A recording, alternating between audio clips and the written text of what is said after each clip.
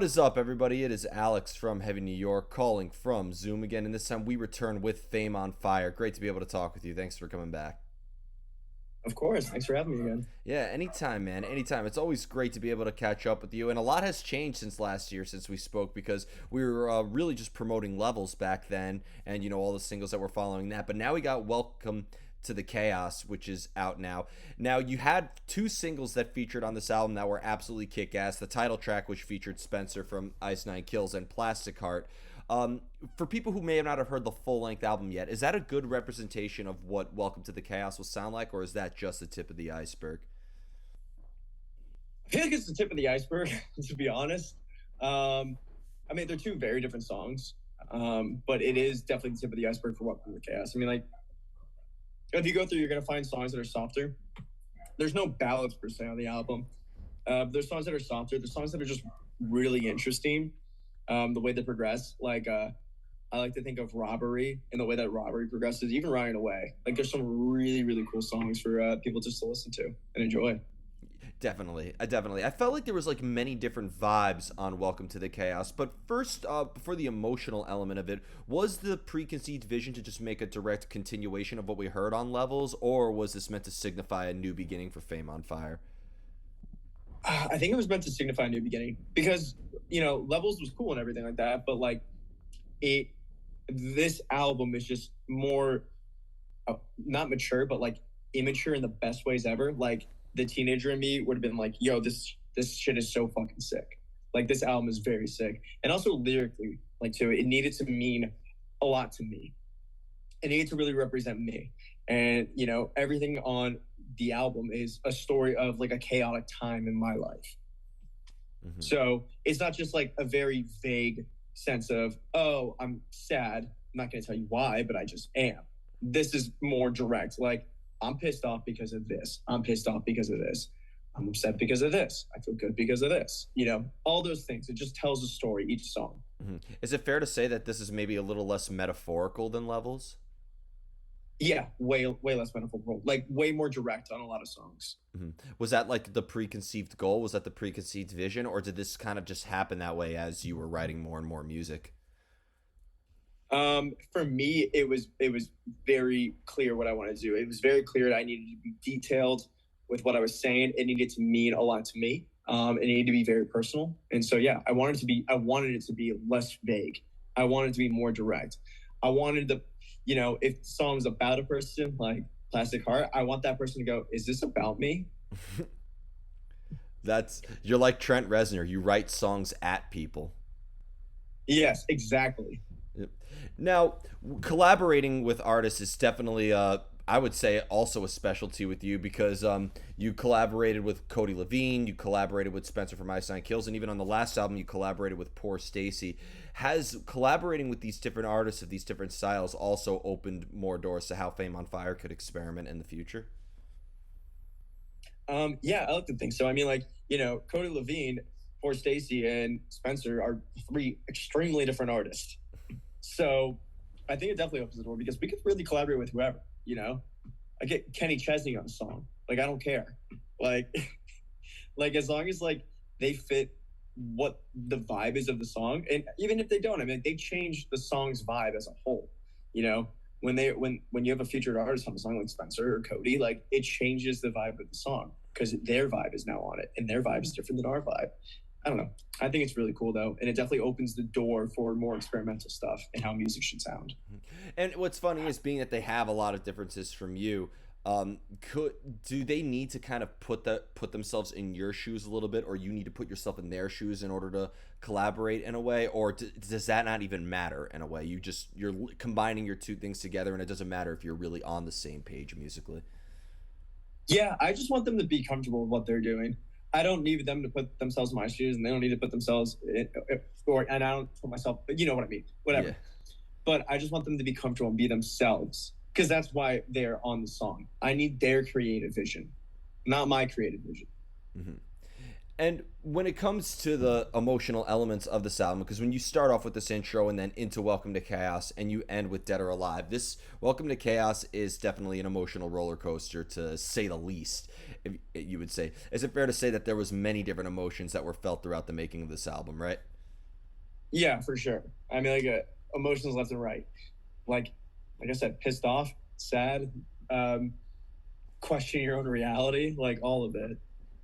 Do you find Like it a lot of anxiety, like do fun. yeah. Do you find it maybe like the longer you're working on a song though, the harder it is to sort of like maintain the emotion that initially sparked that idea in a way? Like do you like to finish the same way when you finish a song as you do when you start it? Uh, no, I feel like you'll get like the rough idea for like the lyrics on a song, how it goes down, and then I like to take it and then go through it like with a comb, and just make sure everything is perfect the way I want it, the way I want it to be said, what it means to me, and then what eventually happens is I bring it to the guys and we just go over it, and they're like, "What does this mean?" I was like, "Well, it means this." And they'll be like, "What does this mean?" "Well, it means this." "Okay, well, this doesn't sing as good in the song." "Okay, well, then let's change it back to this. You know, it really depends. But when like I'm going through it, yeah, like I go through it with a comb and make sure everything is perfect and everything means something to me and it all makes sense to me. And then we just, correct it here and there at the end phase of things. Hmm. When you write a song based on a particular emotion that you were feeling, are you writing about it in the presence of the emotion, or are you kind of like looking back at a specific thing that made you feel that emotion to begin with? Or like if you're writing about anxiety, is it like sort of like a futuristic or something happening that is bound to happen that you're writing about? I've never really looked into the future to write a song, to be honest. That's interesting. Though. I might actually do that. But it's just looking back at the past, kind of almost reliving things too. I go in like this meditative state whenever I really get down to the nitty gritty with writing lyrics. So like I'll sit in my bed at 4 in the morning in the complete dark, and my phone is on dark mode. Everything's on dark mode, and I just like go down memory lane really of like how I felt in this situation. It's almost like reliving the past. It's almost reliving trauma in a way. And so like yeah, I feel it when I'm writing it, but like it's always looking back. Hmm. Is there like a specific art? This might be kind of a silly question. I've already asked you last year about how the lyrical elements come into play, and like if you need to hear the music to come up with the lyrics. But like, if you're writing about many different emotions that you were feeling and many different ideas, different concepts, all that, is there a specific art to kind of wanting to make the album consistent in a way? Is that like at all a concern? Like, you almost kind of want to make sure every song sounds like it belongs on Welcome to Chaos and not make it seem a little too directionless, right? Yeah, I feel like lyrically it doesn't really matter that much. I can write a song about whatever lyrically. I feel like that kind of comes down to the music. And on the music side, we kind of did some songs that feel a little disconnected, I would say. Um, but I feel like they were supposed to. It's almost conceptual in a way, because every song is almost its own like agent of chaos in a sense. So it's like remember those like storybooks as a kid, like the horror storybooks that was like a bunch of little horror stories in a book. Maybe. Okay, that's basically Welcome to the Chaos. It's like they're all related in some sort of way. It's all a story of chaos. But what's the chaos of this song? What's the chaos of that song? What's the chaos of robbery? The chaos of robbery is just being addicted to gambling. Like so, it's all its own chaos in its own way. Mhm. And when you play this material live, or you practice it, or now that it's finished, whenever you play it, does it almost put you back into the emotion that you were feeling when you wrote that in a way, or now that it's finished and you wrote a song about whatever situation it was, that it almost has a new meaning when the full song is finally seeing the light of day? Yeah, I feel like the meaning is always there, but like if I'm rehearsing it or singing it or practicing or whatever, I genuinely do not think of the lyrical content at all. It's like the last thing in my mind. The first thing in my mind is how do I sound? Because that's all I'm focused on. How do I sound when I'm singing this right now? Um, and if it's like a live setting, I think are the fans enjoying it? Like that's it. I don't think about the lyrical content. I just whatever comes out of my mouth comes out of my mouth. Hmm. And I kind of asked about this with collaborating with different artists, but when it comes to with your full time band, in a way, does everybody in the band have to kind of feel the same way you feel as well, or could your different feelings and your different experiences and different ideas maybe actually help enhance the songwriting process in a way? Yeah, not everybody needs to feel the same way. They really don't. Because at the end of the day, and I've said this to them before too, if anybody's had a problem with lyrics, it's I'm the one singing it. They're not singing it. I'm singing it. So at the end of the day, it is my decision what is being sung and what the lyrics are about. Um, Now, sometimes, yeah, sometimes they feel the same way as I do. Sometimes they don't. Sometimes maybe it's like, okay, I know your life. I know that you've been through a situation before in the past, and I'm gonna write about your situation. Like Signs isn't about me. It's about our bass player, and it's about him and his ex girlfriend. And I was like, hey, I'm writing a song about you. It's like, cool, man, do it. So, and it's my perspective on what happened in his life. Hmm. So when with a song like Signs or a song like Robbery, which is about gambling versus a more personal song, do you almost have a different attachment to it in a way if it's more personal versus about somebody else? Yeah, I would actually say so. Probably. Like, Welcome to Cast feels really personal. Same with Plastic Heart. I mean, even Robbery feels really personal because that was straight up about me. Oh, really? Okay. But yeah, it got bad for a little bit. Um, but yeah, I would probably say so. But it also depends on the song because like I could really love a song that isn't about me at all. Hmm. In order to like get that, like when you write a song about something that is very personal and on the darker side in a way, whether it is about something traumatic or deteriorating or whatever, does because obviously when you write a song about difficult times, it makes it cathartic, it is a release and it is an outlet. But when you have to use darkness or agony as a form of creativity, does that also maybe make the artistic process a little bit more deteriorating and a little bit painful in a way? Yeah, definitely, definitely. I mean, like I said, you're reliving trauma. Like at least I do whenever I write lyrics.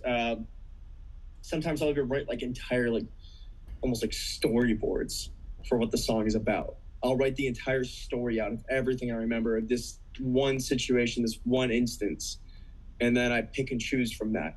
I pick and choose like what the lyrics are about, like how pinpoint on do I get with it. You know what I mean? Hmm. And because I've always said that like when darkness is the source of creativity, it's an artist can sometimes becomes victims of their own product, as I like to say. Yeah, yeah. When you're doing it, it kind of feels that way. But like when it's done, I'm really good at detaching myself from things. I really am. So like when it's done for me, like um, you know, a song like Cutthroat. When I finished writing that song, like once it was all said and done, and I got it out, I felt better about what that song's about, like the whole situation. But now I'll perform it like it's nothing. It's just a song that the fans really like because I'm screaming the entire time. You can't go wrong with that. That's the pit song. Exactly. So it does it. I don't live with it. I really don't live with it. I don't let it affect me. Yeah, and that goes back. I remember I like to ask every artist, and I asked you this last year. How do you know when you're finished with a song? And it seems like you have the answer to that now, where it's like once you don't need to be that attached to it anymore. Yeah. Once you're finished with a song when it's like when you're when you don't when it's not that you don't care anymore, but it's like you moved on. You moved on from the content of it. You moved on from the song. Do you feel that the meaning of a song or the context, the messaging of a song, do you feel like, because I've always said that art is life, and, once it comes out into the world, it grows and it develops. For some, it can die, some, it could continue being immortal, for all we know. But do you feel like that the meaning or the messaging of a song could develop over time as you evolve as an artist, or do you prefer every song you make is more or less just a snapshot of who you are at that particular time? I think it's all a snapshot. I don't think a song changes, to be honest. Like I don't think any song in history changes. Like you know, uh, Plastic Heart is about a very specific person, and I could be like, oh, it's not about that person anymore. Then I'm just a fucking liar because I wrote that song about that person, and so it will always be about that person. And there's nothing that I can do to change it. Yeah. And there's nothing I want to do to change it either. But could a different interaction that you would have with that person maybe make you feel differently about that material? Like whatever that song is about, could it make would you look at that song differently if you end up looking at that individual differently? No, because it's a good song. All right, fair enough. I mean, like, I could have like the best interaction ever. Like it could be an ex girlfriend. I get back with her. It's not going to change that song. That song is just it's a snapshot. It lives there forever. That's how I was. That's how I felt about it when I wrote it. Yeah, you can't like I've always said that like when the way you're feeling about something that never goes away. That will just never the feeling that you have at that particular time will never go away. Emotions are scars in itself. Exactly, 100%. Yep. Now now that we have two albums now from Fame on Fire, Levels and Welcome to the Chaos. When you bring these two songs from different eras of your life together, does that also have a different type of meaning to it as well? Like, you know, because one minute you're playing songs from your 2020 self and then you're playing songs from your 2022 self. Does it almost feel like you're going through multiple dimensions and multiple spaces in time? Yeah, kind of. It's I never actually really thought about it, but it is weird, especially when you're performing it live. Going from one of the new songs to one of the old songs, it feels almost like a step back. It's just it's a very weird sensation. I mean, there's some really really good songs from Levels, but it feels like a step back. And I don't know. I'm gonna have to play all the songs from Levels like real soon too. Well, but when you make the third album, you're probably gonna feel this way about Welcome to the Chaos too, right? It's gonna be a step back. Yeah, probably will. Honestly, we'll see. I don't know. I really like Welcome to the Chaos. I think it's a fantastic album. So I wasn't overly enthusiastic about Levels when it came out, but Welcome to Chaos, I feel like really solidified what we can do as a band, what I can do as a singer, what I can do as a lyricist, you know? Yeah. Well, I heard Without Me from Levels, if that was from Levels, on at my local pool hall of all places, and it really got people moving. I did scratch on the 8 ball during that song, so, you know, I kind of have a little bit of a vendetta against it, but, you know. I love that. That's actually a cover.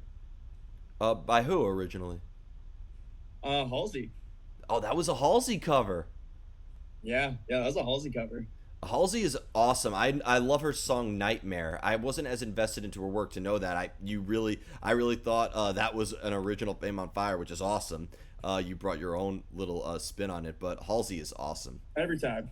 Yeah, well, of course we'll bring our own spin. Like every single time we do a cover of anything, we'll put our own flavor and spin into it, because other than that, it's just boring. Yeah. Have you thought about covering like a real black metal or death metal song in your style? I really want to see a band try to do that. Just imagine you covering Behemoth and singing, "I believe in Satan who renders the heavens and the earth." I'm going to be honest. I've never thought of that in my entire life, but don't put it past me. Oh my God, I love a good challenge. If you do that and that becomes a #1 hit on radio, just remember where you first heard the idea. That's all I'm gonna say. Of course. Yeah, and if I hear that at my pool hall, hopefully it'll help me win this time instead of lose. Scratching on the 8 ball, it's the worst. Yep, I know the feeling.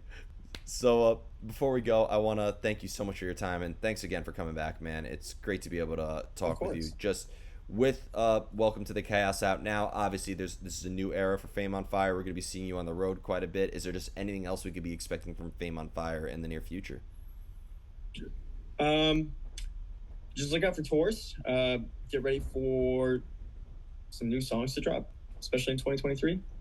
Early 2023, we're looking to drop some new material. And yeah, I guess just follow us on TikTok for any snippets, micro covers, whatever. And follow us on the Instagram. Check that out. Hell yeah. Well, thank you so much. Everybody, we are here with Fame on Fire. Welcome to the Chaos. It is out now. Be sure to check it out. We will see you next time on Heavy New York.